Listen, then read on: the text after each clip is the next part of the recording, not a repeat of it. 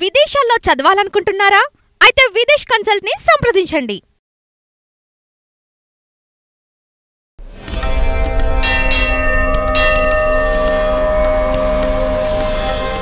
వాసుదేవమయమైన సభా సదస్సుకి సవనీయ నమస్సులు సమర్పణ చేసుకుంటూ, సనాతన ధర్మం అంటే శాశ్వత ధర్మం. ఏది శాశ్వత ధర్మం అంటే వేదము చెప్పినది, వేదాన్ని ఆధారం చేసుకున్న పురాణాది స్మృతులు చెప్పినవి. పురాణము కూడా స్మృతి కింద చెప్పారు. మూడవది శిష్టాచారం, శిష్టులు ఆచరించింది. శిష్టులు అంటే నీకు ఎవడిష్టమైతే వాడు శిష్టుడు కాడు, అది కూడా గుర్తుపెట్టుకోండి. ఇష్టమైన వాడు శిష్టుడు కాడు. శిష్టుడు అంటే వీటిపై విశ్వాసం కలిగి ఒక క్రమబద్ధమైన పవిత్ర జీవితం గడిపేవాడు శిష్టుడు. వాడు ఎలా ప్రవర్తిస్తున్నాడో అది నీకు ప్రమాణం. ఈ ముగ్గురి ద్వారా తెలియబడే ధర్మముని సనాతన ధర్మం అంటారు. ఇంత చక్కగా నిర్వచించారండి ఇక్కడ. చూసారా, అది సనాతన ధర్మం. ఈ సనాతన ధర్మం ప్రకారంగా కొన్ని నీతి శాస్త్రములు చెప్తున్నారు. అందులో కొన్ని చమత్కారమైన మాటలు ఉన్నాయి కనుక ఒకటో రెండో నేను మీకు రుచి చూపించాలి. ఎందుకంటే అన్నీ చెప్పాను, తృప్తి నాకు దక్కడం కోసం. చలచ్చేకేన పాదేన తిష్టచ్చేకేన బుద్ధిమాన్ న పరీక్ష పరం స్థానం పూర్వమాయతనం త్యజేత్. ఎంత చక్కటి మాట చెప్పాడు. ఎప్పుడైనా సరే నువ్వు అడుగులు ఎలా వేస్తావు? ముందు ఒక అడుగు వేసి ఆ అడుగు సరిగ్గా ఉంది అని తెలిసేది రెండో అడుగు వేస్తున్నా. అదేవిధంగా ఒక చోటు నుంచి మరొక చోటుకు వెళ్ళేటప్పుడు బాగా పరీక్షించి ఈ చోటుని వదులు. అంతేగాని వెళ్ళవలసిన చోటు గురించి తెలియకుండా ఉన్న చోటు వదిలేసావా అటుకి కాక ఇటుకి కాక అయిపోతావు. ఎంత చక్కగా ఇది నీతి చూడండి. ఇలాంటి మాటలు మనకి జీవితంలో పనికొస్తాయో తెలియదు. లేదా పట్టుకొమ్మ దొరకకుండా ఉన్న కొమ్మ వదలకు. ఇది గుర్తుపెట్టుకుంటే చాలు. అంత చక్కటి మాట. అందుకే ఏదో వేదాంత శాస్త్రాలు వింటూ ఇవాళ నేను తరించిపోయిన అనుకున్న కర్మను వదిలేయడం ఎలాంటిదంటే ఇప్పుడు దీని లాంటి పట్టుకొమ్మ దొరకకుండా ఉన్న కొమ్మ వదలడం లాంటిది. అదేవిధంగా ఇక్కడ మరొక విషయం చెప్తున్నాడు. నాయన ఎప్పుడైనా సరే సంపద ఉండాలి, కాదను. సంపద కూడా సాధించాలి, లేకపోతే ఎవడు పలకరించడు సుమా. సంపదలు ఉన్నప్పుడు అందరూ పలకరిస్తారు. వృక్షం క్షీణఫలం చజంతి విహగాహ. పళ్ళు లేని చెట్టుకి పెట్టవాలదు, డబ్బు లేని మనిషి దగ్గరికి బంధువులు చేరరు. కనుక ధర్మార్జితమైన ధనమే 10 మందిని కూడా చేర్చుతుంది సుమా అని ఒక మాట చెప్తున్నాడు. అంతేకాదు ఎవరు ఎలాంటి వాళ్ళో ఎప్పుడు తెలుస్తుందో తెలుసా? చూసారా, ఈ లోకనీతి అంటే హ్యూమన్ సైకాలజీని స్టడీ చేసి అసలు మానవుడికి బోధించే నీతి. దీన్ని బట్టి మనం సొసైటీని ఇంకా హ్యూమన్ రిలేషన్స్ని మన ఋషులు ఎంత స్టడీ చేశారో తెలుస్తాయి. అందుకు చెప్తున్నాను, దీన్ని ఆధారం చేసుకుని మీరు హ్యూమన్ సైకాలజీ మీద, సోషల్ హ్యూమన్ రిలేషన్స్ మీద ఎన్నో గ్రంథాలు రాయొచ్చు. అంతుంది నీతి సారం, అంతుందని మాత్రమే నేను చెప్పగలను. ఒక మాట చెప్తున్నాడు. జానేయాత్ ప్రేషణే భృత్యాత్ బాంధవాన్ వ్యసనాగమే మిత్రమాపది కాలేచ భార్యాంచ విభవక్షయే. చూడండి ఇక్కడ చెప్తున్నాడు, నీ దగ్గర ఉన్నవాడు అంటే భృత్యుడు ఎలాంటి వాడో వాడికి పని అప్పచెప్పినప్పుడు తెలుస్తుంది. ఎవరిని ఎప్పుడు తెలుసుకోవచ్చు. అంతేగాని ఏ పని లేనప్పుడు అందరూ మంచివాడు, మన దగ్గర పనిచేసేవాళ్ళు కూడా. నీకు దుఃఖం కలిగినప్పుడే బంధువు ఎవడో తెలుస్తుంది. ఎందుకంటే నువ్వు సుఖం కలిగినప్పుడు ఓహో 10 మంది వస్తారు. దుఃఖం కలిగినప్పుడు ఈరోజు నేను రాకూడదండి ఇలాంటి వాళ్ళు ఎక్కువ అవుతారు. అప్పుడు తెలిసిపోతుంది ఎవరు బంధువో. కష్టం కలిగినప్పుడు బంధువు ఎవరో తెలిసిపోతుంది. పని ఉన్నప్పుడు భృత్యువు ఎవరో తెలుస్తున్నది. అలాగే ఆపద కలిగినప్పుడు మిత్రుడు ఎవరో తెలుస్తున్నది. భార్య ఎంత పతివ్రతో నీకు దరిద్రం ఉన్నప్పుడు తెలుస్తుంది అన్నాడు. ఇక్కడ అన్ని సమకూర్చే పది దగ్గర అందరూ అనుకూలే. అది ఇక్కడ ప్రత్యేకంగా చెప్తున్నాడు. కనుక ఎవరు ఏమిటనేది ఎలా తెలుసుకోవాలో చెప్తున్నాడు. అంతేకాదు, యో ధ్రువాన్ని పరిత్యజ్య అధ్రువాన్ని నిషేవతే ధ్రువాన్ని తస్య నశ్యంతి అధ్రువం నష్టమే వచ. ఈ మాటలను ఎంతగా చక్కగా చెప్తున్నాడు. ఏది శాశ్వతమో దాన్ని విడిచిపెట్టి ఏది అశాశ్వతమో దాన్ని పట్టుకున్న వాడి గతి ఏమిటి అంటే, శాశ్వతాన్ని పట్టుకోలేదు కనుక శాశ్వతం దొరకదు, పట్టుకున్నది అశాశ్వతం కనుక ఇది ఎలాగో శాశ్వతంగా ఉండదు, భ్రష్టుడైపోతాడు అన్నాడు. ఎంత చక్కగా చెప్పాడు చూడండి ఈ విషయం. ఇది నేను ఎలాంటి ఉటంకిస్తున్నానో తెలుస్తుంది కదా. కేవలం లౌకికమైనవే కాకుండా పరానికి సంబంధించిన విషయం. కనుక ఏది శాశ్వతమో తెలుసుకో. అశాశ్వతం కోసం శాశ్వతాన్ని వదులుకోకు. నువ్వు ఎంత పట్టు కూర్చుందామన్నా ఇవన్నీ అశాశ్వతమే. వీటి కోసమని శాశ్వతమైన వదిలేసుకున్నావు, అది వదలకు. అది ఇక్కడ చూపిస్తున్న సందేశం.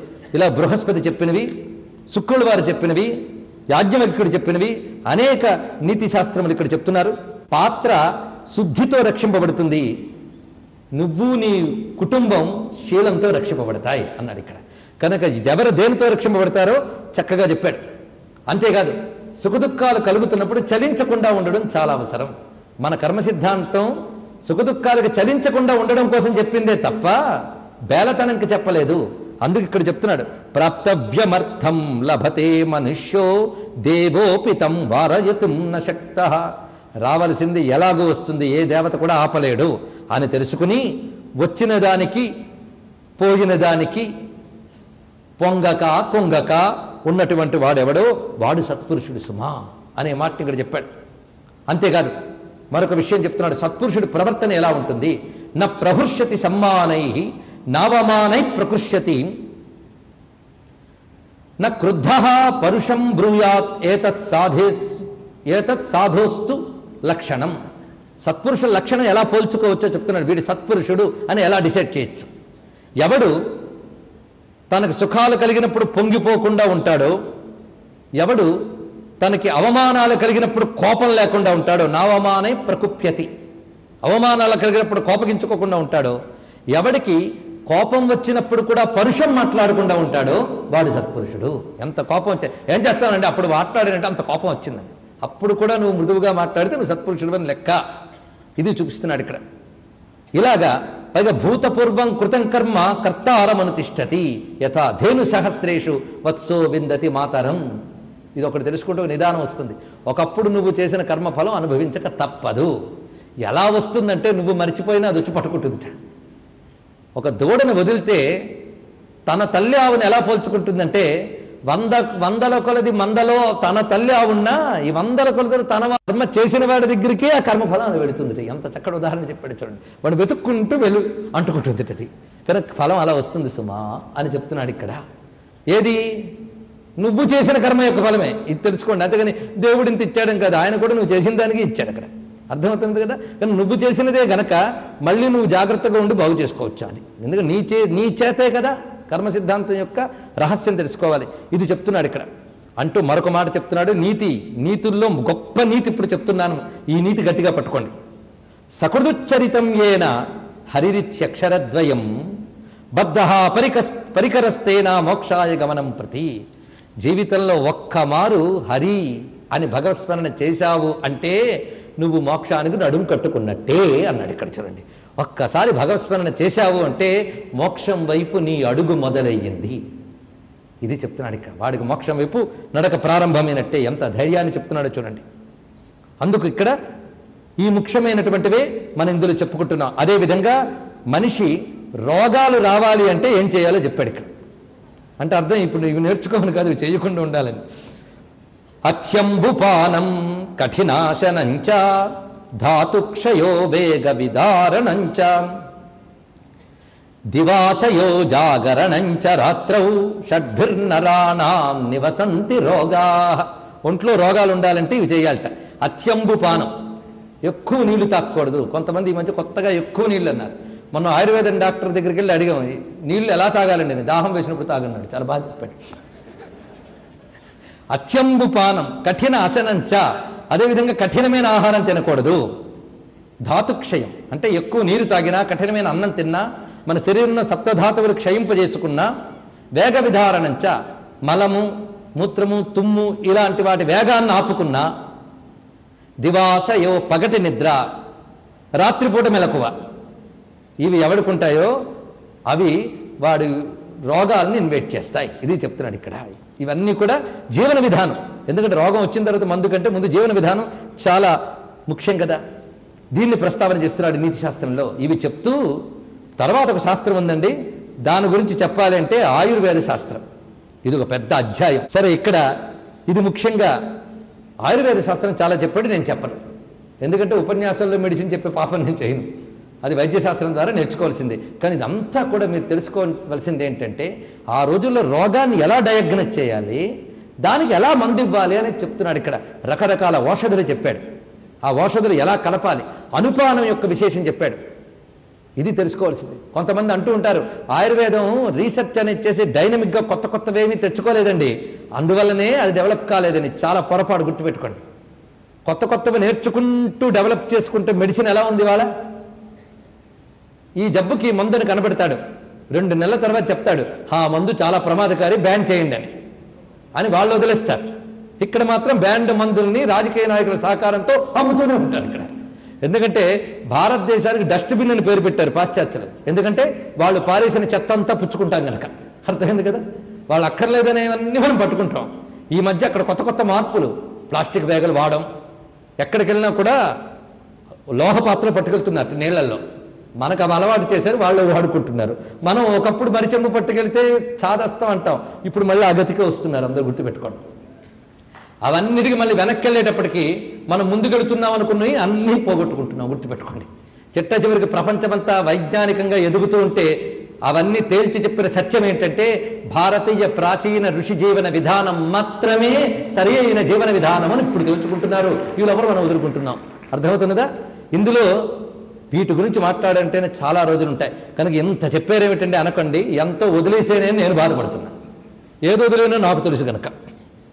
ఇక్కడ ఎంతో వైద్య విధానం చెప్పాడు. ఇక్కడ రకరకాల రోగాలు, స్త్రీ రోగములు, బాల రోగములు, వీటి గురించి మళ్ళీ ప్రత్యేకించారు. స్త్రీ వ్యాధుల గురించి ఒక ప్రత్యేకమైన కొన్ని అధ్యాయాలు ఉన్నాయి. అలాగే దీర్ఘరోగములు, ప్రమాదకర రోగములు, చిన్న చిన్న రోగాలు, ఇవన్నీ చెప్పాడు. అసలు రోగం ఎందుకు వస్తుంది అంటే ఒకటే మాట చెప్పాడు, అనాచారం వల్ల, దురాచారం వల్ల, రెండింటి వల్ల రోగాలు వస్తాయట. ఈ మాట భారతంలో భీష్ముడు కూడా చెప్తాడు. అందుకే సదాచారము అనేటువంటిది ఒక చక్కని జీవన విధానాన్ని ఏర్పరిచి మనల్ని రోగరహితంగా చేస్తుందట. అందుకే ముందు రోగరహిత జీవనానికి ఆయుర్వేదం చెప్పిన జీవన విధానం మాత్రం నేను చెప్తాను. ముందు ప్రాతకాలంలో సూర్యోదయాత్పూర్వం నిద్రలేచి స్నానం చేయడం, ఆ సమయంలో ధ్యానము, సాధన, సంధ్యావందనాదులు చేయడం, అదేవిధంగా ఇందుకు చెప్పిన శుద్ధాన్నం తినడం, ప్రాయశ్చిత్తాది కర్మలు చేయడం, ఇవన్నీ కూడా మన ఆయుష్ని పెంచుతుంది. ఇప్పటికీ కూడా ఈ సదాచార జీవనం గడిపిన వాళ్ళని పరిశీలించండి. దీర్ఘాయువులుగా ఉన్న అనేక మంది పండితులను నేను చూశాను. 95-100 ఏళ్ల వరకు బ్రతికినటువంటి మహాత్ములు 200 వరకు ఉన్నారు. వాళ్ళ జీవితాంతం త్రిసంధ్యలు మానకుండా చేసిన వాళ్ళని చూశాం. సదాచారం వల్ల ఆయుష్ పెరుగుతుంది. గుర్తుపెట్టుకోండి. కనుక సదాచారం గురించి చెప్పాడు. అంతేకాదు ఏ ఋతువులో ఏమిటేమిటి సేవించాలో చెప్పాడు. శరద్ గ్రీష్మ వసంతేషు ప్రాయసో దధిగర్హితం హేమంతే శిశిరే చైవ వర్షాసు దధి సస్యతే. పెరుగు నిజానికి మానేయడం చాలా మంచిదన్నాడు. మజ్జిగనే సేవించమన్నాడు. తక్రం చక్రేనాపి దుర్లభం. పెరుగు అందరూ రాళ్ళల్లో పెరుగు, మజ్జిగ ఇత్యాది వర్జనీయములు అని మళ్ళీ చెప్పాడు. కొంతమంది ఆ సమయంలోనే తాగుతూ ఉంటారు. ఆధునిక వైద్యశాస్త్రం అయితే పర్వాలేదంటుంది, ఆయుర్వేదం అయితే తప్పు అంటుంది. కనుక రాత్రిపూట దధి వర్జనీయం. అంతేకాదు శరత్ గ్రీష్మ వసంతేషు, శరత్కాలంలోను, గ్రీష్మ ఋతువులోను, వసంత ఋతువులోను దధి గర్హితం, పెరుగులో దధి సస్యతే, పెరుగు శ్రేష్టం. కనుక సృష్టిలో ఏది కూడని పదార్థం లేదు, కానీ సమయం, ఋతువు చూసుకోవాలి. పగలు కొన్ని, రాత్రి కొన్ని ఉంటాయి. అందుకు మనకి విశేషములు చెప్తున్నారు. బయట వాతావరణం నీ శరీరతత్వం. అంతేకాదు భోజనానంతరం గుడం, అది ప్రాచీనమే, పాత బెల్లం కానీ తింటే వాడు పుష్టి బలము వస్తాయట భోజనానంతరం. ఇలాంటి కొన్ని విధానాలు చెప్తున్నాడు. మిగిలినవన్నీ కూడా రకరకాల ఔషధులు. అవి నేను ఇక్కడ చెప్పినా మీరు వాటి కోసం బజార్లంటూ తిరుగుతూ నిన్న చెప్పారు కదా అని తిరిగితే అది మళ్ళీ వేరే విషయం అవుతుంది కనుక నేను వాటి జోలికి వెళ్లకుండా ఇక్కడ మరొక మాట చెప్తున్నాడు. ఏ ఔషధం పుచ్చుకున్నా, అన్నం పుచ్చుకున్నా రోగహరణం కావాలి అంటే అచ్యుత స్మరణ, ఇది పెద్ద ఔషధం అండి. ఔషధం జాహ్నవీతోయం వైద్యో నారాయణో హరి. గంగాజలపానం, అచ్యుత స్మరణ వల్ల పదార్థములు ఔషధములు అవుతాయి. అలాగే ఔషధాన్ని పుచ్చుకున్నప్పుడు కూడా ఏ ఔషధం అండి, ఏ మిగుతామండి అని తిట్టుకుంటూ తినకూడదు. గుర్తుపెట్టుకోండి. ఎందుకంటే ఒక పాపం కొద్దీ తింటున్నాం, ఇంకో పాపంతో ఔషధీనందెందుకు చేయడం? ఔషధులు దేవతలు. నీకు రోగం ప్రారంభం కొద్దీ దొరికితే ఔషధం దైవకృప కొద్దీ దొరికింది. నిందించరాదు ఔషధాన్ని కూడా. ఔషధం పుచ్చుకున్నప్పుడు ఒక్కసారి భగవత్ స్మరణ చేసి మింగాలి, అప్పుడు ఔషధం ఫలవంతం అవుతుంది. అందుకు ఇక్కడ సర్వవ్యాధిహరమైన విష్ణు స్తోత్రాన్ని ఇచ్చాడు. అదేమిటని మళ్ళీ మీరు అనొచ్చు, మీకు లభ్యమైన విష్ణు స్తోత్రం చేసుకోండి, లేదా అచ్యుతానంత గోవింద. మరొక పెద్ద రహస్యం చెప్పాడు ఏంటంటే గణపతి మంత్రోపాసన. ఇది ప్రత్యేకంగా చెప్పారు. రోగహరణలో గణపతికి ఉన్న శక్తిని విశేషంగా చెప్పారు. గురువు ద్వారా గణపతి మంత్రములో ఏదో ఒక మంత్రం పుచ్చుకొని దానిని జపం చేయడం, దానితో గణపతికి తర్పణ చేయడం, దానితో గణపతికి హోమం చేస్తే రోగాల నుంచి బయటపడతారని గణపతి మంత్రాన్ని ప్రత్యేకంగా చెప్పారు. అలాగే మొన్న మనం చెప్పుకున్న అమృతేశ్వర ధ్యానం కూడా రోగహరణము అని ఇక్కడ మంత్రౌషధులు రెండూ చెప్తున్నాడండి. ఔషధిని చెప్తున్నాడు, మంత్రాన్ని చెప్తున్నాడు. ఒక్కొక్కడు ఔషధం దొరికిపోయినా మంత్రాన్ని అనుసరించాలి. ఇవన్నీ చెప్పి ఆ తర్వాత ముఖ్యమైన అంశంగా వివరిస్తున్నది ఏంటంటే, ఇంతవరకు మనం చెప్పుకున్నదంటే ఆచారం, కర్మలు. వీటి తర్వాత మరొక మార్గంలోకి చెప్తున్నాడు. ఈ సత్కర్మలన్నీ ఎప్పుడు ఫలవంతం అవుతాయో తెలుసా? ఎందుకంటే సృష్టిలో ఎన్నో సత్కర్మలు చెప్తారు, సదాచారాలు చెప్తారు, ధర్మం చెప్తారు. ఈ ధర్మం ప్రకారం ఉండాలనుకోవడం చాలా మంచిది. కానీ ఎలా ఉండాలో అన్ని ధర్మాలు మనకు తెలిసే అవకాశం లేదు. ఇది మొదటిది. రెండవది, తెలిసిన ధర్మాలన్నీ చేద్దామన్నా అన్ని అనుకూలతలు కుదరవు. అలాగని ధర్మాలు చేయక్కర్లేదని కాదు. మనకి భోజనం ఎలా చేయాలో డైటిషియన్ పుస్తకం రాసిస్తాడు, కానీ అక్కడ మీరు చెప్తారు కానీ మేము తింటామండి అనకూడదు, తెచ్చుకోవాలంతే. సంసార విషవృక్షస్య ద్వేఫలే అమృతోపమే. ఏమిటవి? కదాచిత్ కేశవే భక్తి తద్భక్తైర్వా సమాగమ. రెండే రెండు అమృత ఫలాలు. ఒకటి విష్ణు భక్తి, రెండవది విష్ణు భక్తులతో సాంగత్యము. ఈ రెండే అమృత ఫలములు. మిగిలినవన్నీ విషములే, గుర్తుపెట్టుకో. కనుకనే హరిభక్తి, హరిభక్తులతో సాంగత్యం ఇది రావాలి. ఏంటంటే హరిభక్తి అంత గొప్పదా? సందేహమా? దుర్మార్గులైన వారు కూడా ఆయన స్మరించి తరించిపోయారే. ఒక శిశుపాలుడు, ఒక హిరణ్యకశిపుడు మొదలైన వారు కూడా హరి పలకగానే స్మరించిపోయారు. అందుకు హరిభక్తి వర్ధిల్ల చేసుకునే కర్మలే చేయాలి. ఏ కర్మలు హరిభక్తిని దూరం చేస్తాయో ఆ కర్మలు విడిచిపెట్టాలి. ఏ కర్మలు హరిభక్తిని వృద్ధి చేస్తాయో ఆ కర్మలు చేయాలి. కనుక కర్మ అంటే ఏమిటి అంటే హరిభక్తిని వృద్ధి చేసే కర్మే కర్మ. అందుకే ఇక్కడ తద్విరోధిషు ఉదాసీనత తదనుకూలాచరణం అన్నాడు నారదుని భక్తి సూత్రాల్లో. తదనుకూల ఆచరణం అంటే హరిభక్తిని వృద్ధి చేసే సత్కర్మలను ఆచరించాలి. అంతేకాదు నీకు విహితమైన కర్మలన్నీ హరిభక్తిమయంగా, హరి అర్పణంగా చేయాలి. అదే హరిభక్తిని పెంచే గొప్ప సాధన సుమ. అంతేకాదు స్నానం చేసి హరిని పూజించి హరి పాదాలపై పువ్వులుంచి ఎవడైతే సాష్టాంగ దండ ప్రణామం ఆయనకి చేశాడో, స్త్రీలైతే పంచాంగ నమస్కారం చేశారో వారి శరీరం ధన్యం, వారి మనుగడ ధన్యం, వాడి పాపాలు ఆ క్షణాలే నశిస్తాయి. వేల కొలది యజ్ఞములు ఒక ఎత్తు, కృష్ణుడికి చేసే ఒక్క నమస్కారం ఒక ఎత్తు సుమా అన్నాడు ఇక్కడ. అందుకే అన్నిటికంటే గొప్ప ప్రాయశ్చిత్తం అంటే ఇప్పుడు చెప్పుకున్నామా లేదా? ఏమిటి? హరినామస్మరణ. అదే భాగవతంలో కూడా అజామిళ వృత్తాంతంలో చెప్తున్నది. అందుకే విజ్ఞాత దుష్కృతి సహస్ర సమావృతోపి శ్రేయ పరం తు పరిశుద్ధిమభీప్సమానః స్వప్నాంతరేణ హి పునశ్చ భవన్న పశ్యేన్ నారాయణ స్తుతి కథా పరమో మనుష్య అని చెప్తున్నాడు ఇక్కడ. నిరంతర నారాయణ స్మరణ వల్ల తెలిసి తెలియక ఎలా చేసిన పాపమైనా దహనమవుతుంది సుమా. కనుక జీవన మార్గంలో అథేయం నామస్మరణ, ప్రాణప్రయాణ పాథేయం. జీవుడి గమనంలో నిజమైన తోడు హరినామమే. కనుక దానిని విడిచిపెట్టరాదు సుమా. కనుక విష్ణు పూజని శ్రద్ధగా భక్తిగా ఆచరించడం మంచిది. కనుక విష్ణు భక్తి మాహాత్మ్యాన్ని చెప్తున్నాడు. ఇందులో మొట్టమొదటిగా విష్ణు పూజ, విష్ణు స్మరణ, తర్వాత విష్ణు ధ్యానం అనేది చేయాలి. ధ్యానం చాలా ముఖ్యం. ఇది హఠాత్తుగా రాదు, కానీ సాధన మీద చేయాలి. ఇది ప్రాణాయామ పూర్వకంగా మనస్సును నిలబెట్టడం అలవాటు చేసుకోవాలి. ప్రాణాయామం లేనప్పుడు మనసు నిలబడదు, మనసు నిలబడినప్పుడు ధ్యానం రాదు. అందుకే ప్రాణాయామం విష్ణు నామంతో, విష్ణు మంత్రంతో, విష్ణు ధ్యానంతో ముందు చేయడం మొదలు పెడితే తర్వాత ఆ ధ్యానం నిలబడుతుంది సుమా. అందుకే ప్రాణాయామం చేయడం మొదలుపెట్టినప్పుడు కొంతకాలం ప్రాణాయామం చేయడం వల్ల కలలు రావడం తగ్గుతుంటండి. ఇది గొప్ప రహస్యం చెప్తున్నాడు. అమూర్త ధ్యానము, మూర్త ధ్యానము, ఇందులో ఏది గొప్పది? ఏదో ఒకటి ధ్యానం గొప్పది, గుర్తుపెట్టుకోండి. మూర్త ధ్యానం చేస్తూ అమృతం గొప్పదేమో ఇది కాదేమో అనుకుంటే అది ఫలించదు. త్రిగుణాతీతుడు, నిరాకారుడు, ఆ పరమాత్మ తత్వం ఏదైతే వేదాంతాది శాస్త్రములు ప్రబోధించాయో వాటిని మననం చేసుకుంటూ అటువంటి విష్ణువు, అతడు సర్వేశ్వరుడు, సర్వగతుడు, సర్వవ్యాపకుడు, చిట్ట చివరికి నాలో నీలో అందరిలో ఉన్నవాడు అతనే, ఆఖరికి నేననేది లేదు ఉన్నదంతా అతనే అనే స్థితి అమూర్త ధ్యానం వల్ల వస్తుంది సుమా. ఇది అమూర్త ధ్యాన విధానం చెప్పాడు. ఈ అమూర్త ధ్యానం స్వయంభూమనువు చేసేట, అది కూడా చెప్తున్నాడు ఇక్కడ. యాజ్ఞవల్క్యుడు చేశాడు. ఇలా వివరిస్తూ మూర్త ధ్యానం చెప్తున్నాడు. మూర్త ధ్యానం చేయాలంటే విష్ణుమూర్తి యొక్క దివ్యమంగళ విగ్రహాలను ఇక్కడ వర్ణిస్తున్నాడు. ఇప్పుడు నేను చెప్పిన ఈ మూర్తామూర్త ధ్యానములు ఏ దేవతా భక్తునికైనా వర్తిస్తాయండి. ఇది హరిపారమ్యం చెప్పే గ్రంథం కనుక హరిభక్తి అన్నాం. మీరు శివభక్తికి అన్వయించుకోవచ్చు, జగదంబా భక్తికి అన్వయించుకోవచ్చు, వైదికమైన పరమేశ్వర భక్తులు దేనికైనా మీరు ఇది అన్వయించుకోవచ్చు. వైదికమైన అని అండర్లేను, అది మాత్రం గుర్తుపెట్టుకోండి. అలా ఇక్కడ మనకి చెప్తున్న దానిలో మూర్త ధ్యానం. మూర్త ధ్యానంలో విష్ణువుని ఎలా ధ్యానించాలంటే చతుర్భుజుడు ఇక్కడ వర్ణిస్తున్నాను. ఎవరు ధ్యానిస్తారో ధ్యానించండి. లేక ధ్యానభంగిమలో ఉంటూ ఇంకో స్థితిలోకి వెళ్ళిపోయే వారికి నమో నమః. ఆ హరి కోటి సూర్య ప్రతీకాశంగా ఉన్నట్ట, అనంతమైన తేజస్సుతో ఉన్నాడు, కానీ చల్లగా ఉన్నట్ట, తెల్లగా ఉన్నట్ట. తెల్లని విష్ణువుని ధ్యానించమన్నాడు. నీలమేఘశ్యామును కూడా ధ్యానించవచ్చండి. ఇక్కడ చెప్తున్నది మాత్రం అశుద్ధ సత్వగుణంతో ఉన్నటువంటి హరిని ధ్యానించమన్నాడు. చల్లగా తెల్లగా ఉన్నాడు, కాంతి మాత్రం అనంతంగా ప్రకాశిస్తున్నది. పైగా అందమైన కేశములు, దానిపై సువర్ణమయమైన కిరీటము, మకరకుండములతో శోభిస్తూ ఉన్నాడు. విశాలమైన పద్మనేత్రములు, విశాలమైన నుదురు, ఆ నుదురుపై ఊర్ధ్వపుండ్రం ప్రకాశిస్తూ ఉన్నది. ఆ నాసిక మొనదేలి చాలా శోభాయమానంగా ఉన్నది. కపోలములు లావణ్యంతో ప్రకాశిస్తూ ఉన్నాయి. లావణ్యము అన్నప్పుడేమిటో చెప్పారు, ముత్యంలో ఉండే నిగనిగతనము ఆ కపోలంలో ఉందిట.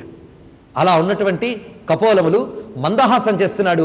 ఆ మందహాసంలో ప్రసన్నతాభావం, కారుణ్యభావం కనబడుతున్నది. ఆ తర్వాత ఆ అందమైనటువంటి గడ్డం ప్రకాశిస్తున్నది.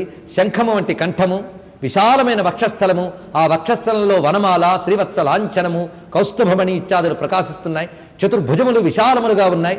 అందులో ఆ అంగహారములన్నీ ప్రకాశిస్తున్నాయి. కేయూరములు మొదలుకొని అంగుళీయముల వరకు అన్నీ ప్రకాశిస్తున్నాయి. అందమైన వేలుకొసలు లేత ఎర్రని కాంతులతో ఉన్నాయి. గోళ్లు కూడా చంద్రవంకల వలె ప్రకాశిస్తూ ఉన్నాయి. ఆ పైన ఉత్తరీయం పైన శోభిల్లుతూ ఉన్నది.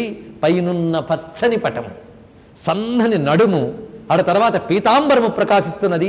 ఆ పీతాంబరము చివర సువర్ణమయమైనటువంటి నూపురములున్నాయి. ఆ తర్వాత పద్మముల వంటి అద్భుతమైన చరణ కమలములతో ప్రకాశిస్తున్నాడు స్వామి.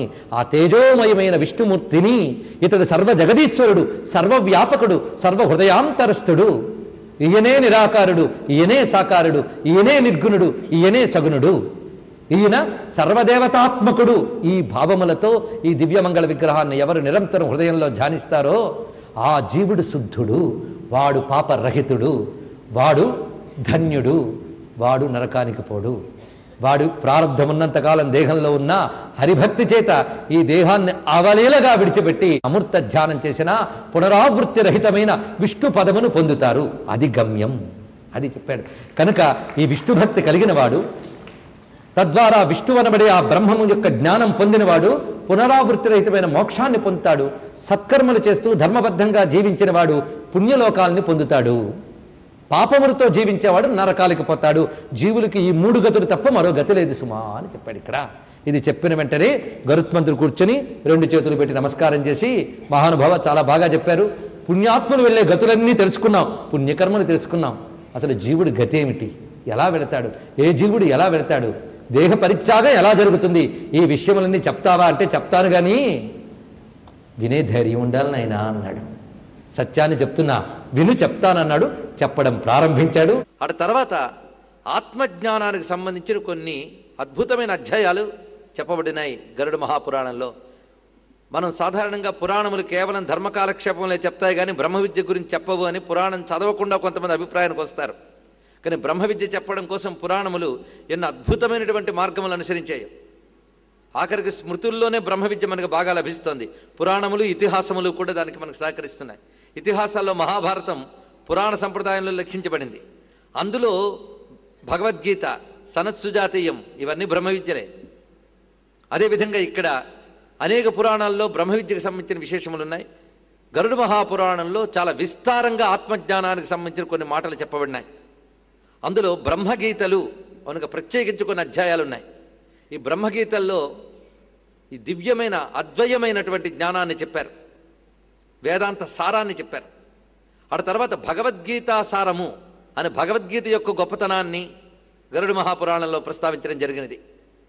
మూడవదిగా ఇక్కడ ప్రత్యేకించి ఆత్మజ్ఞాన ప్రకరణము అని ఒక పేరుతో ఒక 2-3 అధ్యాయాలు ఆత్మజ్ఞానానికి సంబంధించి గొప్ప విశేషములు చెప్పారు. చిన్న చిన్న మాటలే, ఉపనిషత్తుల్లో చర్చ చేసినవన్నీ చిన్న చిన్న మాటల్లో పురాణాల్లో చక్కగా అందించారు. ఇక్కడ బ్రహ్మము, మాయ దాని గురించి చక్కటి చర్చ చేశారు. ఈ మాయ అంటే ఏమిటి అంటే అది అనిర్వచనీయ అని, అది ఇలా ఉంటుంది అని చెప్పలేం. అది ఉన్నదని కానీ లేనిదని కానీ చెప్పలేనిదే మాయ అన్నారు. ఇది వేదాంతంలో చెప్పబడుతున్నది. ఈ మాయాశక్తి చేత ఈ జగత్తు ప్రతీయమానమవుతున్నది, అంతేగాని ఈ జగత్తు ఉన్నది కాదు. కానీ వ్యవహారంలో ఉన్నంతకాలం జగత్తు ఉన్నట్టుగానే కనిపిస్తున్నది. కనుక దీనికి వ్యవహారంగా సత్త ఉంది, పరమార్థంగా ఇది సత్త లేనిదే. ఎందుకంటే ఈ వేదాంతం కానీ చెప్పకపోతే గరుడ మహాపురాణం పూర్తి కాదుట. అందుకే అర్థమైనా అర్థం కాకపోయినా తెలుసుకోవాల్సిందే. కనుక నీ జగత్తు వ్యవహారత సత్యం, అంటే వ్యవహారపరంగా ఆలోచించినంత కాలము జగత్తు ఉన్నట్లే కనబడుతుంది. కానీ పరమార్థత చూస్తే ఇది మిథ్యయే, ఇది బ్రహ్మము నందు వివర్తముగా కనిపిస్తున్నదే తప్ప ఈ జగత్తు లేనిదే. కనుక బ్రహ్మము మాత్రమే ఉన్నది అని ఆ సత్యమైన బ్రహ్మమును ఏ విధంగా తెలుసుకోవాలని చెప్తున్నాడు. ఆ జ్ఞానంలో నేను కేవలం సచ్చిదానందమైన శాశ్వతమైనటువంటి బ్రహ్మము నేను ఎరుక కలిగితే అదే ఆత్మజ్ఞానం. ఆ ఎరుక కలిగినటువంటి వాడే మోక్షం పొందుతాడని చెప్పారు ఇక్కడ. అయితే ఆ ఎరుక ఎలా కలుగుతుంది? అది మనం చెప్పుకున్నటువంటి సత్కర్మాచరణ, భక్తి, వీటి వల్ల ఏర్పడిన చిత్తశుద్ధి వల్ల ఆ అద్వయ జ్ఞానం లభిస్తుందని ప్రతిపాదన చేశాడు అక్కడ. అందుకు గురువుని ఆశ్రయించడం, అక్కడి నుంచి ఆత్మవిచారణ మార్గాన్ని అనుసరించడం, ఈ జ్ఞాన మార్గము ద్వారా దాన్ని పొందవచ్చు అనేటువంటి విధానాన్ని కూడా బోధించుతూ అక్కడ ఒక మాట చెప్తాడు. నువ్వే బ్రహ్మమువు అని చెప్తూ ఉన్నప్పటికీ కూడా శృతులు అది ఎందుకు పట్టట్లేదు జీవుడికి అని ఒక ప్రశ్న వేశాడు. నువ్వు బ్రహ్మమువు అయితే అహం బ్రహ్మాస్మి అనే మాట కంటే ముందు అహం దేహోస్మి అనే భావన వీడికి అలవాటైపోయింది. ఏ దేహం ధరిస్తే ఆ దేహం నేనే అనుకోవడం అనేక దేహాల నుంచి అలవాటైపోయింది కనుక ఈ దేహంలో పడిన వాడు కూడా ఈ దేహగతమైన సర్వవికారములతో తాదాత్మ్యం చెందిపోవడం చేత, ఈ దేహమే నేననే భావనతో తాదాత్మ్యం చెందడం చేత బ్రహ్మమే నేననే భావాన్ని తెలుసుకోలేకపోతున్నాడు. ఇది ఎలాంటిది అంటే ఇక్కడ చిన్న ఉదాహరణ వాడాడు. ఆ ఉదాహరణ మీకు అర్థమయ్యేటట్టు నేను మలచి చెప్తూ ఉన్నా. ఒక పురుషుడికి ఒక స్త్రీ భూతం పట్టిందిట. ఆ స్త్రీ భూతం పట్టినంతసేపు వాడు పురుషుడే అయినప్పటికీ నేను స్త్రీని అనే వ్యవహారం అందులో కనబడుతుంటుంది. వస్తుతః మాత్రం వాడు పురుషుడే. కానీ ఆ స్త్రీ రూపమైన భూతావేశం చేత వాడు నేను స్త్రీని అనుకుంటాడు. ఆ భూతం వదిలిపోతే అప్పుడు నేను పురుషుడిని అని తెలుసుకుంటాట. అదేవిధంగా ఈ దేహమే నేను అనేటువంటి ఒక భ్రాంతి వీడిని ఆ భూతావేశంలా పట్టుంది కనుక అది పట్టున్నంత కాలం నేనే దేహాన్ని అంటట. ఆ అజ్ఞాన రూపమైన భ్రాంతి వదిలేస్తే అప్పుడు నేను అఖండమైన సచ్చిదానంద తత్వాన్ని అప్పుడు తెలుసుకుంటాడు సుమా అని ఒక చక్కటి ఉపమానం ద్వారా అక్కడ బోధించాడు. ఈ విధంగా సత్యమైనటువంటి విషయం అది అని. ఎవడైతే అద్వయ జ్ఞానాన్ని పొందుతాడో వాడు మాత్రమే కైవల్యాన్ని పొందుతున్నాడు. వాడు పునరావృత్తిరహితమైన మోక్షాన్ని పొందుతున్నాడు. కేవలం సత్కర్మాచరణ చేస్తూ పవిత్రమైన జీవన విధానం కలుగుతూ పుణ్యమయమైనటువంటి చిత్తవృత్తులు కలిగినటువంటి వాడు మరణానంతరం ఈ సత్కర్మల ఫలితంగా ఉత్తమమైన పుణ్యలోకానుభవం పొందుతాడు. ఈ రెండూ లేకుండా అసలు వీటి గురించి ఇటువైపు పుణ్యకర్మలు పవిత్ర కర్మలు లేవు, మరొక వైపు ఆత్మవిచారణ జ్ఞానము లేదు. ఈ రెండూ లేనటువంటి వాళ్ళ గతులు పాపగతులు కనుక సమస్త జీవుల గతుల్ని 3 విధాలుగా విభజించవచ్చు. పుణ్యలోక సుఖములో ఒక గతి, ఇంకోటి పాపలోక గతులు, మూడవది అద్వయమైన కైవల్య గతి. ఈ 3 రకములైన గతుల గురించి ఇక్కడ చెప్పారు. నిన్నటి వరకు మనం చెప్పుకున్నవి 2 రకాల గతులు, అంతే కదండి. మనకి సద్గతులు ఇచ్చే పనులన్నీ నిన్న చెప్పుకున్నాం. నిన్నటి వరకు చెప్పినవి వ్రతములు కానివ్వండి, ప్రాశ్చిత విధానములు కానివ్వండి, ఇతరిత్ర చెప్పినటువంటి ధర్మములన్నీ కూడా మనల్ని తరింపజేసేవి చెప్పుకున్నాం. ఇవన్నీ ఉన్న స్థితిని కంటే ఉన్నత స్థితిని ఇచ్చే విషయములు చెప్పుకున్నాం. ఉత్తమమైన గతులు ఇస్తాయి. క్రమంగా మనకి ఆత్మజ్ఞానానికి హేతువైన విషయములే అన్నీ ప్రస్తావించడం జరిగింది. కానీ పాపగతులు ఎలా ఉంటాయి అనే దాని గురించి చర్చ. ఈ ప్రశ్న వెంటనే సూత పౌరాణికునికి సౌనకాది మహర్షులు ప్రశ్నించారు. ఇంతవరకు మీరు చెప్పినవన్నీ బాగున్నాయి, కానీ పాపాత్ముల గతులు ఎలా ఉంటాయో చెప్పండి అని అడిగారు. ఇప్పుడు మీరు అడిగిన ప్రశ్న సందర్భవశాత్తు గరుత్మంతుడు కూడా నారాయణుని అడిగాడు. అప్పుడు నారాయణుడు చెప్పాడు అని చెప్తూ, అప్పుడు నారాయణుడు గరుత్మంతుని చెప్తున్న సన్నివేశం వర్ణిస్తూ ఇక్కడ వైకుంఠలోక వర్ణన చాలా విశేషంగా చేయడం జరిగింది. అది మనం స్మరించుకుందాం. ఎందుకంటే తర్వాత వినేవన్నీ భయంకరమైన లోకాలు వినబోతున్నాం. ముందొకసారి పరమ పావనమైనటువంటి ఆ దివ్యమైన వైకుంఠ లోక వర్ణన, వైకుంఠ విరాజమానుడైనటువంటి నారాయణుని వర్ణన. నిన్న నారాయణ వర్ణన చేసుకున్నాం, ఎలా ఉన్నాడు, ఎలా ధ్యానించాలి అనేది. ఈ వైకుంఠం గురించి ముందు తెలుసుకోవాల్సింది ఏంటంటే, పరమాత్మ ఆ దివ్యమైన లోకం విశుద్ధ సత్వగుణంతో కూడి ఉంటుంది. విశుద్ధ సత్వగుణం ఇది. నిజానికి బ్రహ్మముగా నారాయణుడు గుణాతీతుడు, కానీ సగుణ బ్రహ్మముగా అతడు విశుద్ధ సత్వగుణంతో కూడి ఉన్నాడు. ఇది తెలుసుకోవాల్సింది. మనం చూస్తున్న ఈ జగత్తులో సత్వగుణం ఉంది, కానీ విశుద్ధం కాదది. అది రజోగుణ తమోగుణ మిశ్రితమైన సత్వగుణం. విశుద్ధ సత్వగుణం అనేటువంటిది ఈ దివ్యమైన వైకుంఠ ధామంలో ఉన్నది. అది విశుద్ధ సత్వగుణంతో కూడింది. అది మాయకు అతీతమైనటువంటిది, మాయాతీతమైనటువంటి ధామము. అక్కడ మాయ యొక్క ప్రణాళిక చెల్లదుట. ఎందుకంటే ఎక్కడ విష్ణువు ఉంటాడో అక్కడ మాయ చెల్లదు. మాయ ఆయన అధీనంలో ఉంటుంది. జగత్తు మాయకు అధీనమైతే మాయ ఆయనకు అధీనంలో ఉంది. అందుకు మాయాంతు ప్రకృతిం విద్యాన్ మాయనంతు మహేశ్వరం అన్నారు ఇక్కడ.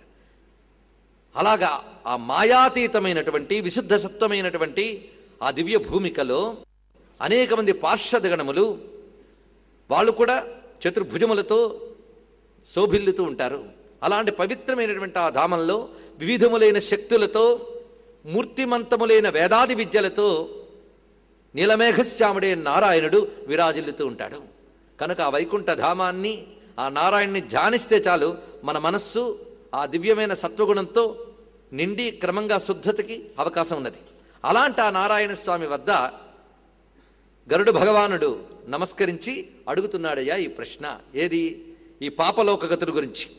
ఇంతవరకు నారాయణ నువ్వు చెప్పిన వాటిలో కదాచిత్ సుఖమాసీనం వైకుంఠే శ్రీహరిం గురుం వినయావనతో భూత్వా పప్రచ్ఛ వినతాసుత. వినతాసుతుడైనటువంటి గరుత్మంతుడు అడుగుతున్నాడు, ఇప్పటి వరకు నువ్వు భక్తి మార్గములు ఎన్నెన్ని రకములు ఉంటాయో చెప్పావు. భక్తి మార్గో బహువిధ కథితో భవతా మమ తథాచ కథితాదేవ భక్తానాం గతిరుత్తమ. భక్తులు ఎలాంటి ఉత్తమ గతులకు వెళతారో కూడా వివరించావు. భక్తుల మార్గములు ఎన్ని రకాలుగా ఉంటాయో వివరించావు. అధునా శ్రోతుమిచ్చామి యమ మార్గం భయంకరం. నాకు యమ మార్గం తెలుసుకోవాలన్నది. ఎందుకంటే నాకు అనేక లోకముల గురించి తెలుసు, యమ మార్గం గురించి మాత్రం ఇప్పుడు చూడలేదన్నాడు. ఎవరు? గరుత్మంతుడు చూడలేదుట. ఆయన తలుచుకుంటే ఎంతసేపు అండి. కానీ యమలోకం చూడాలన్నా ఏదో ఒక పాపం చేసుకు పుట్టాలట. ఎందుకంటే ఆ భయంకరమైన ఆ స్థితిని చూడడం కోసం నరక దర్శనం అదొక రకమైనటువంటి పాపఫలమే. కానీ గరుత్మంతుడికి ఎప్పుడు కూడా ఆ పరిస్థితి లేదు. కానీ కుతూహలం మాత్రం ఉంది, తెలుసుకోవాలని. అందుకే ప్రశ్న ఇలా వేస్తున్నాడు. అయితే నరకం ఎవరికి? ఈ ప్రశ్న చూడండి ఎంత చక్కగా చెప్తున్నాడు. గరుత్మంతుడికి తెలుసు, ప్రశ్నలోనే సమాధానం చెప్తున్నాడు. నరకం ఎవరి కోసం సిద్ధంగా ఉంటుందో. త్వద్భక్తి విముఖానాంచ తత్రైవ గమనం శృతం. నీపై భక్తి లేని వారు, నీ భక్తి పట్ల విముఖులైన వారు, వాళ్ళు అక్కడికి వెళతారని నేను విన్నాను. అంటే భగవద్భక్తి రహితులు చేరే చోటది. ఇది తెలుసుకోవాల్సినది. కనుక వారు చేరే చోటది. ఈ భక్తిలో గరుత్మంతుడు నిండైన వాడు కనుక ఆయనకి ఆ బాధ లేదు. సుగమం భగవన్నామ జిహ్వాచ వశవర్తిని తథాపి నరకం యాంతి దిగ్ధిగస్తు నరాధమా. ఈ మాటతో నుండి ఎలా చెప్తున్నాడు గరుత్మంతుడు. అసలు నరకానికి ఎలా వెళ్ళగలుగుతున్నారయ్యా వీళ్ళు? అసలు నరకం తప్పించుకోవడం చాలా సులభం. ఏమిటి అంటే నీ నామం అంటే చాలు నరకం నుంచి తప్పించుకోగలరు. నీ నామం అనడానికి కష్టపడాలా? ఈ నోరు ఢమఢమా అని వాగుతూనే ఉంటుందిట. ఢమఢమధ్వనితోడి ఢక్కగాగా అన్నట్టు ఏదో ఒకటి వాగడం చాలా సులభం. ఏదో ఒకటి వాగ్గలిగే నోరు నారాయణ సులభంగా అనగలదు. సులభంగా అనగలిగే నారాయణ నామం కూడా అనలేక నరకాలకు పోతున్నారంటే ధిక్ ధిక్ అస్తి నరాధమాన్. ఛీ ఛీ ఈ నరాధములు అన్నాడు. ఆ చీచి అనే మాట ధిక్ ధిక్ అనే మాటలేదు. కనుకనే ఇదే మాట మనకు అప్పయ్య దీక్షితులు చెప్తారు. ఒక్కసారి శివశివ అంటే చాలే వాడు అశుభాలన్నీ తొలగించుకుని దివ్యమైన పదం పొందగలడే. అలాంటిది శివశివ ఆశ్చర్యం అనలేకపోతున్నారే అన్నాడు ఆయన. చూసారా?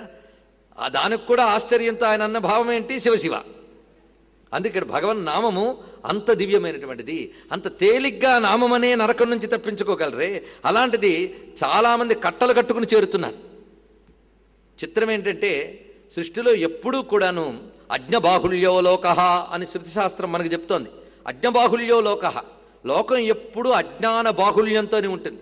మనం అనుకుంటూ ఉంటాం మెజారిటీ అభిప్రాయం అని. లోకంలో మెజారిటీ ఎప్పుడు అజ్ఞానం ఏంట గుర్తుపెట్టుకోండి. ఎప్పుడు అజ్ఞానమే మెజారిటీతో ఉంటుంది. ఇది లోక లక్షణం అది. కనుకనే నరకానికి క్యూ చాలా పెద్దది. అదే వైకుంఠానికో కైలాసానికో దివ్యగతులకు క్యూ చాలా తక్కువ ఉంటుందిట. కనుక ఆత్మజ్ఞానానికి సత్కర్మలకి తయారయ్యే వాళ్ళు చాలా తక్కువ మంది ఉంటారు. మరి పుణ్యకర్మలు చేసేవాళ్ళు వ్రతాలు చేసేవాళ్ళు చాలామంది కనిపిస్తుంటారండి అంటే వాళ్ళు నిజానికి ఆశాపరులై లోభపరాయణులే చేస్తున్న వాళ్ళే ఎక్కువ కనిపిస్తారు. కానీ అది కేవలం పాపనాశనం కోసమో లేక ఈశ్వర ప్రీతి కోసమో, అంటే చిత్తశుద్ధి కోసమో ఈశ్వర ప్రీతి కోసమో ఈ సత్కర్మలను ఆచరించే వాళ్ళ సంఖ్య కూడా తక్కువే ఉంటుంది. కోరికలు తీర్చుకోవడం కోసము ఇంకా ఆశపూర్తితనంతో చేసేవాళ్ళు కనిపిస్తారు. కానీ చిత్తశుద్ధ్యర్థం శ్రీ పరమేశ్వర ప్రీత్యర్థం చేసేవాళ్ళు ఎంతమంది ఉన్నారండి? వాళ్ళను కూడా వేళ్ల మీద లెక్క పెట్టాలి. కనుకనే విష్ణునామం అనడం చాలా సులభం గనక అనేక మందికి మనిషి పుట్టిన ప్రతివాడు అనగలడు గనక అందరూ అంటున్నారు అనుకోవద్దు. అనకుండానే కాలం గడిపేవాళ్ళు చాలామంది ఉన్నారు ఈ మాటలో ఇంత అంతరార్థం ఉందన్నమాట గరుత్మంతుడు చెప్తున్న మాటలో. అతో మే భగవన్ బుర్హి పాపినాం యా గతిర్భవేత్. ఆ పాపుల గతి ఏమిటో నాకు చెప్పవయ్యా అంటే ఇంకా వివరిస్తున్నాడు భగవానుడు.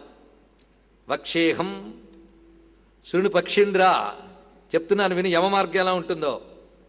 ఇది శృణ్వతామపి భీతిదం, ఇది విన్నవాళ్ళనే భయపెడుతుంది అన్నాడు. ఇక్కడ వింటూ ఉంటేనే భయం కలిగిస్తుంది, ఇంకా వెళ్ళేటప్పుడు భయం గురించి ఇంక చెప్పే ఉంది కనుక శృణ్వతామపి భీతిదం వివరిస్తున్నాను నేను.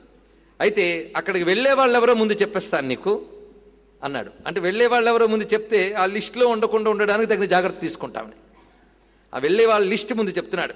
ఏ హి పాపరతా తార్క్ష దయాధర్మ వివర్జితా. పాపరతులు, చాలా చక్కటి మాట వేశాడు.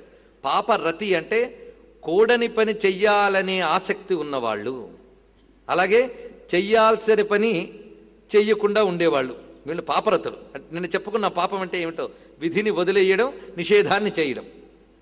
అవి చెయ్యాలని, నిషేధాలు చెయ్యాలని సరదా, చేయవలసినవి వదిలేయడానికి ఉత్సాహం, ఇలాంటి వాళ్ళని పాపరతులు అంటారు. పైగా దయా ధర్మ వివర్జితా, ధర్మము దయ ఈ రెండూ లేనటువంటి వాళ్ళు. దుష్ట సంగాశ్చ, దుష్టులతో సాంగత్యం కలిగినటువంటి వాళ్ళు. సచ్చాస్త్ర సత్సంగతి పరాన్ముఖాహ, సత్శాస్త్రములతో అంటే మేలు కలిగించే శాస్త్రాలు, అలాగే సత్పురుషులు, వీళ్ళ సాంగత్యం పట్ల పరాన్ముఖులైన వాళ్ళు, అంటే వాటి పట్ల ఆసక్తి లేనివారు. ఆత్మసంభావిత స్తబ్ధ ధనమాన మదాన్వితా ఆసురం భావాపన్న దైవీ సంపద్వివర్జితా. ఇక్కడ నేను చదివిన ఈ శ్లోకం మాత్రం భగవద్గీతలో యథాతథంగా ఇక్కడ చెప్పిన 2 శ్లోకాలు కనిపిస్తాయి మనకి భగవద్గీతలో. అయితే భగవద్గీతలోంచి ఇందులో పెట్టారా, ఇందులోంచి అందులో పెట్టారా అని మళ్ళీ రీసెర్చ్ వరకు వద్దు మనకి. 2 రాసిన వాడు వ్యాసుడే కనుక పనికొచ్చిన విషయం అక్కడిది ఇక్కడ పెడతాడు, ఇక్కడిది అక్కడ పెడతాడు, ఆయన ఇష్టం. ఆత్మసంభావిత స్తబ్ధా ధనమాన మదాన్వితా, ధన అహంకారంతో, అదేవిధంగా వారికి సంబంధించిన గొప్పతనాల పట్ల అహంకరిస్తూ, అంటే వినయ విహీనులు, ఐశ్వర్యమత్తులు, ఆసురీభావం కలిగినటువంటి వారు, తమని తాము గొప్ప అనుకునేవారు. నువ్వు గొప్ప అని అవతలవాడు చెప్పాలి, కానీ వాడికి వాడే గొప్ప అనుకుంటూ ఉండేటువంటి వారు, మనోవికారములు కలిగిన వారు. దైవీ సంపద్వివర్జితా, దైవీ సంపద లేనివారు. దైవీ సంపద ఏమిటి? భగవద్గీత తెచ్చుకుని 16వ అధ్యాయం జాగ్రత్తగా చూసుకుంటే చాలు. దైవాసుర సంపద విభాగ యోగంలో విస్తారంగా చెప్పాడు ఏది దైవీ సంపద, ఏది అసుర సంపద. దైవీ సంపద ఉంటే దైవీ సంపద విమోక్షాయ స్పష్టంగా చెప్పాడు. కనుక మోక్షానికి నేను ఎంతవరకు తగుతాను అనే ప్రశ్న ఆ అధ్యాయం చదివితే మనమే వేసుకోవచ్చు. ఆ చెప్పిన దైవీ సంపద ఎంత మేరకు ఉంది, మోక్షానికి పనికిరాని అసుర సంపద ఎంత మేరకు ఉందో తెలుసుకుంటే మనం ఎంత మేరకు ఎదుగున్నామో మనమే తెలుసుకోవచ్చు. అందుకే ఇక్కడ ఒక్క మాటలో దైవీ సంపద్ వివర్జితా అని చెప్పాడు. అనేక చిత్త విభ్రాంత మోహజాల సమావృతా, అనేక రకములుగా చెదిరిపోయేటువంటి భ్రాంతులు కలిగినటువంటి వారు. మోహజాల సమావృతా, మోహమనే వలలో చిక్కినటువంటి వారు. ప్రసక్తాహ కామభోగేషు, నిరంతరం కోరికలు తీర్చుకోవడం అనే దానిలో పడినటువంటి వారు. పతంతి నరకే అశుచౌ, అశుచి అయినటువంటి నరకంలో పడతారు సుమా. ఇప్పుడు చివరి 2 శ్లోకములు భగవద్గీతలో కూడా చెప్పబడుతున్నాయి. ఏ నరా జ్ఞానశీలాశ్చ తేయాంతి పరమాంగతిం పాపశీలా నరాయాంతి దుఃఖేన యమయాతనాం. జ్ఞానశీలులైన వారు పరమగతిని చేరుకుంటే, పాపశీలులైన వారు ఈ దుఃఖగతిని చేరుకుంటున్నారు. అంతేకాదు పాపులకి ఈ పారలౌకికంగా నరక బాధ ఎంత ఉంటుందో ఐహికంగా కూడా దుఃఖాలు అంత కలుగుతాయి సుమా అన్నాడు. ఇదొక చిత్రమైన మాట. ఐహికంగా దుఃఖాలు కలుగుతూ ఉంటాయి. పైగా మానవ జన్మలో సుఖం దుఃఖం రెండూ అనుభవించడానికే తెచ్చుకున్నాం. మనం చేయాల్సిన సత్కర్మల గురించి చెప్తూ ఉంటే అనుకుంటాం ఇదేదో పరలోకానికి పనికొచ్చేది, ఇక్కడ దేనికి పనికిరాదు అనుకుంటూ ఉంటాం. కానీ ఈ జీవితంలోనే ఇది క్రమక్రమంగా మనం సత్కర్మలు అధికంగా చేయగలిగితే వాటి ఫలితం ఈ జీవితంలోనే మనం అనుభవించగలం. ఈ జీవితంలోనే చిత్తశుద్ధి పొంది ఈ జీవితంలోనే మనం ఆత్మవిచారంలోకి వెళ్ళగలం. ఎందుకంటే మానవ జన్మకు అవకాశం ఉంది, శాస్త్రములన్నీ అది చెప్తున్నాయి. అంతేగాని కర్మ కొద్దీ ఏం జరిగితే జరుగుతుంది రండి అని ఊరుకోనక్కర్లేదు.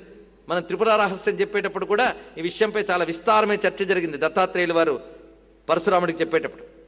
కనుకనే సాధన చేస్తూ అవుతుంది. అలా కాకుండా పాపపుణ్య ఉభయ మిశ్రమం వల్ల వచ్చినటువంటి ఈ జన్మని పుణ్యము ద్వారా శుద్ధి చేసుకుంటూ విచారణ ద్వారా మనం భక్తి ద్వారా విచారణ ద్వారా జ్ఞానాన్ని సముపార్జించుకోవడానికి ఇవ్వబడిన సాధన ఇది ఈ దేహం. అందుకే దానికి పనికొచ్చి ఒక పెద్ద పరికరం. దానికి వినియోగించకుండా కేవలం ఇంద్రియాల్ని సుఖపెట్టడం అనేటువంటి ఏకైక లక్ష్యంతో ఈ ఇంద్రియాలకు సంబంధించిన కొన్ని సంగములను ఏర్పరచుకుని, అంటే అహం మమ అంటే నాది, నాది అని నేను ఒక్కటన్నాను కానీ నావి అని ఉంటాయించగానే అప్పుడు ఇదివరకటి పాప ఫలములు ఆ జీవితంలో ఒక అనుభవ దశలోకి రావడం మొదలు పెడతాయట. వార్ధక దశలోకి వచ్చేటప్పటికి ఎక్కువగా వస్తాయట ఆ సమయంలో. కనుకనే సుకృతం దుష్కృతం వాపి భుక్త్వా పూర్వం యథార్జితం కర్మయోగా తదా తస్య కశ్చిద్ వ్యాధి ప్రజాయతే. వార్ధక దశలోకి ప్రవేశించేటప్పటికి వాడి యొక్క ఇదివరకు కర్మయోగము వల్ల క్రమక్రమంగా శరీరంలో వ్యాధులు కలుగుతాయి. సమయంలో వార్ధక్యం శరీరాన్ని క్షీణింపజేస్తుంది, తీసుకువెళ్ళవలసిన సమయం వచ్చినప్పుడు తీసుకువెళ్తుంది. అప్పుడు ఆ మరణకాలంలో సైతమేనా తెలుస్తుందా అది చెప్తున్నాడు. తెలిసిపోతుంది. తనలాంటి వాళ్లే మరికొందరు వెళ్ళిపోతున్న సీన్లు అప్పుడే కనిపిస్తూ ఉంటాయి. ఆ సమయంలో కూడా ఎలా ఉంటుంది పరిస్థితితో చెప్తున్నాడు. తత్రాపి అజాత నిర్వేదో, అప్పటికి కూడా వాడికి నిర్వేదం కలగదు. నిర్వేదం అంటే పరివేదన, అది కలగాల. నిర్వేదం అనేది పాజిటివ్గా నెగిటివ్గా రెండు నిర్వేదాలు ఉన్నాయి. ఎప్పుడు దేని గురించో దిగులు పడుతూ కూర్చుంటే అది భయం. అలా కాకుండా ఏమిటి జీవితం, ఇందులో నిజమైన సుఖం ఎక్కడుంది, సుఖం అనుకున్న పరిగానే అనుభవించానా, చిట్ట చివరికి ఎక్కడున్నాను, నేను కూడా వెళ్ళిపోవలసిన వాడినే కదా అనే ఆలోచన కలిగితే అది నిర్వేదం. ఆ నిర్వేదం వైరాగ్యానికి హేతువుతుంది. ఆ వైరాగ్యం జ్ఞానానికి, సాధనకి, పశ్చాత్తాపం నుంచి ఇంకేదైనా ప్రాయశ్చిత్తానికో హేతువుతుంది. కానీ అప్పుడు కూడా కలగదుట. ఎందుకంటే బలీయమైనటువంటి కర్మవాసనల యొక్క ప్రేరణ చేత ఆ సమయంలో కూడా అజాత నిర్వేదో భ్రియమాణ స్వయంభృతై జరయోపాత్త వైరూప్యో మరణాభిముఖో గృహే. ఇంట్లోనే ఉంటాడట, ఇంకెక్కడికి తిరగలడు. అప్పుడు వాడు దేనికి రెడీగా ఉంటాడు ఇంట్లో అంటే మరణాభిముఖ, మరణానికి అభిముఖంగా ఇంట్లో ఉంటాడు వాడు. పైగా జరయా ఉపాత్త వైరూప్య, వార్ధక్యము చేత శరీరంలో విరూపత్వం వచ్చింది. ఒకప్పుడు ఏదైతే సౌందర్యమయమయం అనుకున్నాడో ఆ దేహంలో ముడతలు, వికారాలు, మడతలు, కుంటుతనాలు ఇత్యాదులు చాలా చాలా వస్తాయి, వైరూప్యములు ఏర్పడతాయి. ఆ సమయంలో అప్పుడు కూడా ఇంట్లో వాళ్ళు అన్నం పెడతారట. కానీ ఎలా పెడతారు అనే మాటను చెప్తున్నాడు ఇక్కడ. విసుక్కుంటూ కసురుకుంటేనే పెడతారు, ఆదరంగా పెట్టడం ఉండదుట. కనుక ఇది కేవలం ఈసడిస్తూ పెట్టినటువంటి అన్నాన్ని తింటూ సిగ్గు విడిచి కుక్కవలే భక్షిస్తూ ఉంటాడు ఆ సమయంలో అన్నాడు. ఇలాంటి ఉపమానాలు కూడా చెప్పాడు ఇక్కడ భయంకరంగా. వార్ధక్యం చాలా ఆ బాధాకరమైన అవస్థను వర్ణిస్తున్నాడు ఇక్కడ. మనంతట మనం ఎగరగలిగే వయస్సున్నంతకాలం ఏమీ పర్వాలేదు. ఒక్కొక్కటి యావద్విత్తోపార్జన సక్త తావన్ నిజ పరివారో రక్త పశ్చాజ్జీవతి జర్జరదేహే వార్తాంకోపి న పృచ్ఛతి గేహే అన్నాడు. ఎవరు? మహానుభావుడు శంకర భగవత్పాదుల వారు. ఆ సన్యాసి మన సంసారాల దుర్గతుల్ని ఎంత చక్కగా గ్రహించాడో చూడండి ఇక్కడ. కనుక ఇది తప్పని అధ్యాయం జీవితంలో. ఆ స్థితిలో వాయునోత్క్రమతోత్తార క్రమంగా మరణాభిముఖానికి వెళుతున్న దశలో ఎలా ఉంటుందో వర్ణిస్తున్నారు ఇక్కడ వాడికి. ఎందుకంటే జీవితంలో ఎప్పుడు ఏ విధమైన సాధనలు చేయలేదు గనక ఈ శరీరానికి భిన్నమైన వస్తువు నేను అనే ఎరుకకు సంబంధించింది ఒక్క పని చేయలేదు వాడు. శరీరంతో నేను అనే భావం బాగా అంటుకుపోయింది. దాన్ని పెకలించక తప్పని పరిస్థితి వచ్చింది. ఇప్పుడు వద్దన్నా పెకలించబడుతుంది.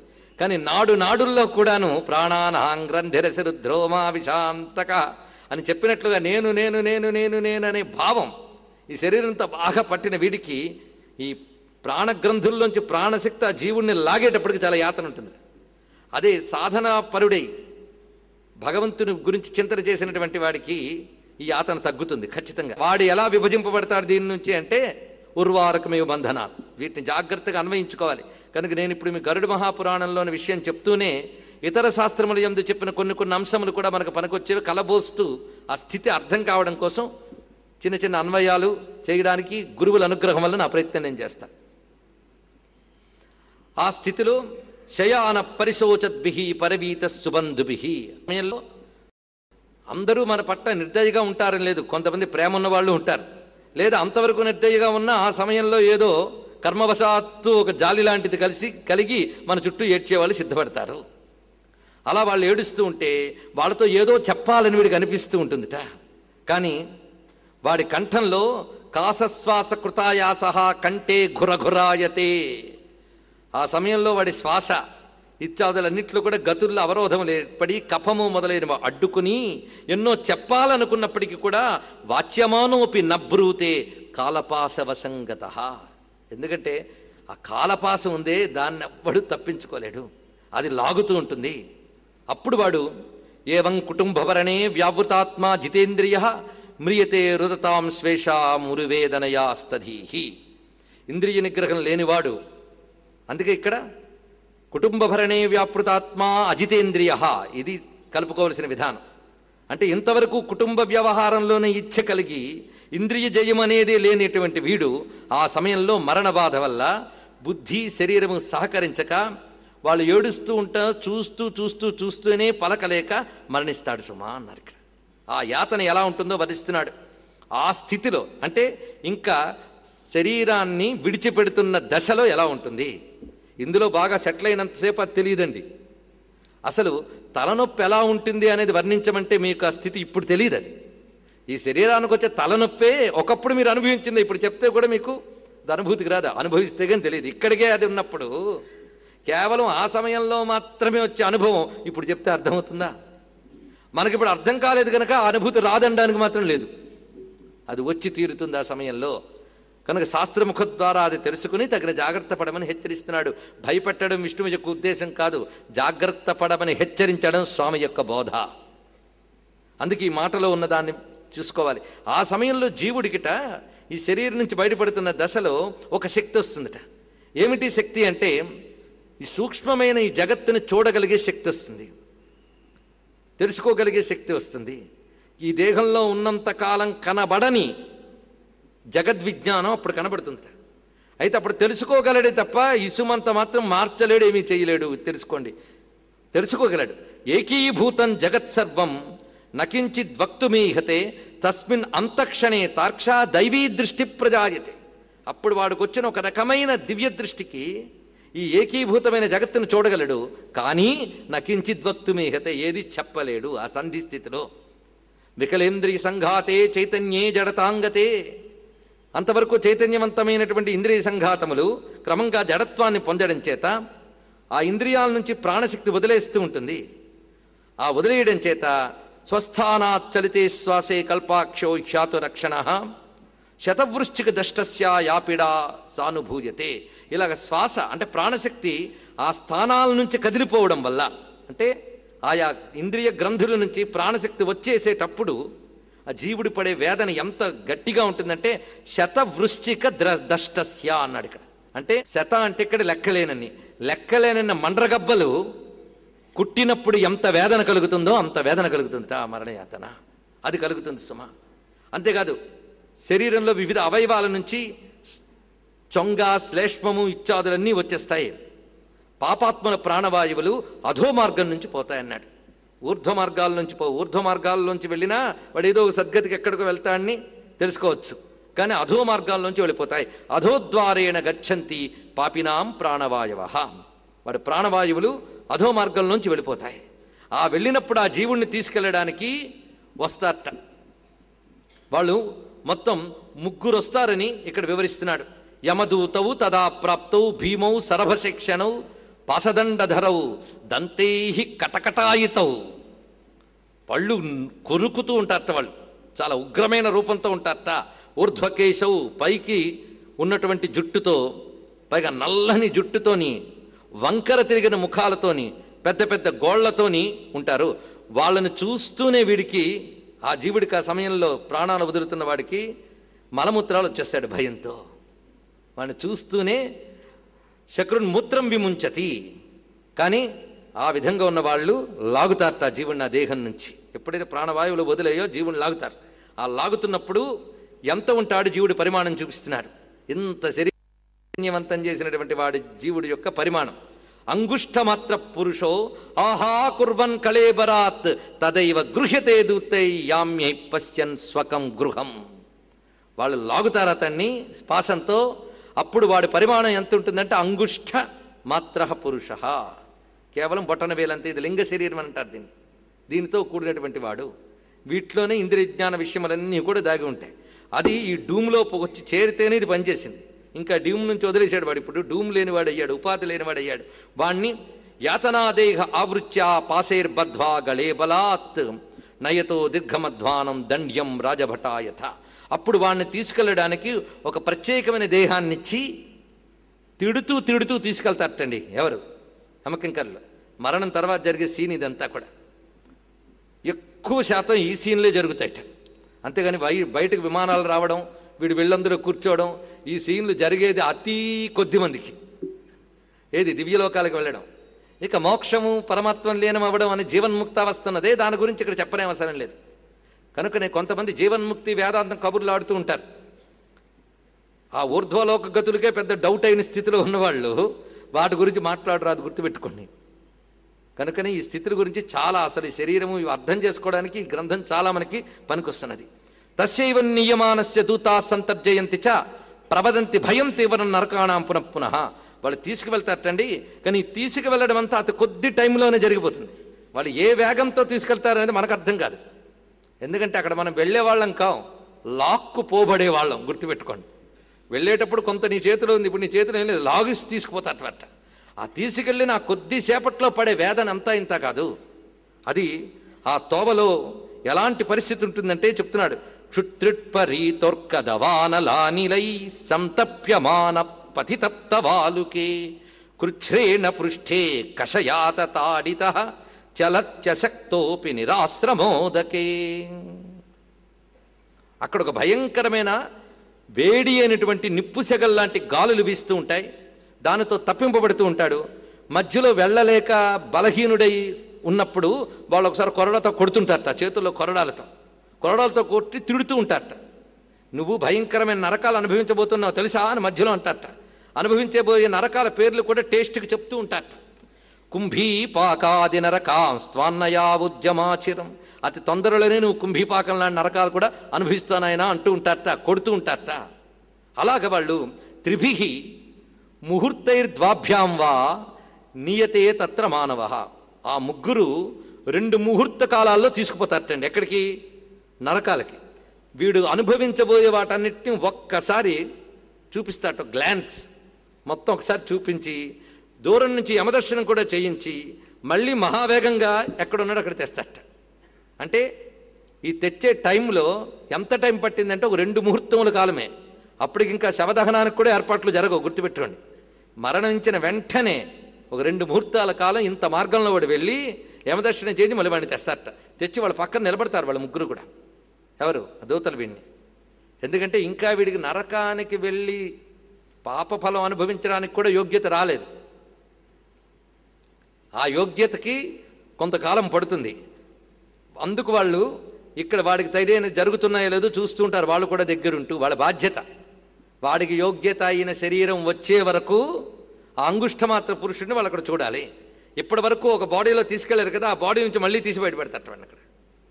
అలా వాడు చూస్తూ ఉంటాడు. ఇప్పుడు లాక్కుపోతున్నప్పుడే తన ఇంటిని తాను చూస్తాటండి. ఏ ఇల్లు నాది నాది నాది నాది అనుకున్నాడో దాన్ని చూస్తూ ఉంటాడు. ఇప్పుడు తెచ్చి పెట్టాక వాడి దేహానికి జరుగుతున్నవన్నీ చూస్తూ ఉంటాడట. ఎవరెవరు చేడుస్తున్నారు, ఏం చేస్తున్నారు, ఏం కొడుతున్నారు మొత్తం చూస్తూ ఉంటాడు. గుర్తుపెట్టుకోండి. మనం అంటూ ఉంటాం పోయినవాడు పోయాడు, వాడికి ఏం తెలుస్తుంది? వాడికి అంతా తెలుస్తుంది. ఆఖరికి నువ్వు వేడిచే దొంగేడుపు అసలేడుపు కూడా తెలుస్తుంది వాడికి. అన్ని చూస్తూ ఉంటాడు కానీ ఏమీ చేయలేడు వాడు. గుర్తుపెట్టుకోండి. పక్కన వాళ్ళ మధ్యలో పొడుస్తుంటాడు. చూసావా, ఇలాంటి వాళ్ళ కోసం కదా నువ్వు చేయరానివన్నీ చేసావు అంటూ ఉంటాడు. మధ్య మధ్యలో వాళ్ళు అక్కడ పొడుస్తూ ఉంటారు. ఎవరేమిటో తెలుస్తుండదు కానీ నేను చేయలేడు. అంతేకాదు, ఇన్నాళ్ళు ఈ దేహంతో ఉన్నాడు కదా, అది అక్కడ పడుకోబెట్టబడి కనబడుతుంది కదా. ఇప్పుడు వీళ్ళు ముగ్గురు పక్కన పట్టుకున్నారు, అయినా వీడికి తెలియక ఆ దేహంలో దూరిపోదామని ఒక తీవ్రమైన తపన కలుగుతుందట. కానీ వాళ్ళు లాగుతూ ఉంటారు వాడిని. ఇది స్థితి వాడికి. ఆ విధంగా వాళ్ళు అక్కడ చూపిస్తూ ఉంటారు. అందుకు ఇక్కడ వాడి స్థితిని వర్ణిస్తూ అగమ్య వాసనాబద్ధో దేహమిచ్చ అమానుగై ధృత పాసేన రుతతి క్షుతృభ్యాం పరిపీడిత. ఆ కర్మబద్ధుడైన జీవుడు మళ్ళీ తిరిగి దేహంలో వెళ్ళాలనుకున్నప్పటికీ కూడా యమభటులు పాసంతో గట్టిగా ఆపి ఉంచుతారు. అయితే ఆకలి దప్పిక తీవ్రంగా ఉంటుందిట. చిత్రం చూడండి. దేహమే లేదు కదా, ఆకలి దప్పికలు ఎక్కడవని మీకు అనిపించవచ్చు. వాసనాగతంగా వాడికి అది ఆ శరీరంలో అనుభవం అవుతూ ఉంటుంది. ఆకలి తీర్చుకోవడానికి కూడా తగిన ఉపాధి లేదు వాడికి. ఇది తెలుసుకోవాలి. సర్వం శ్రీ లక్ష్మీనారాయణ చరణారవిందార్పణమస్తు. శ్రీమద్రమారమణ గోవిందో హరి గోవింద. నమః పార్వతీపతయే హర హర మహాదేవ్.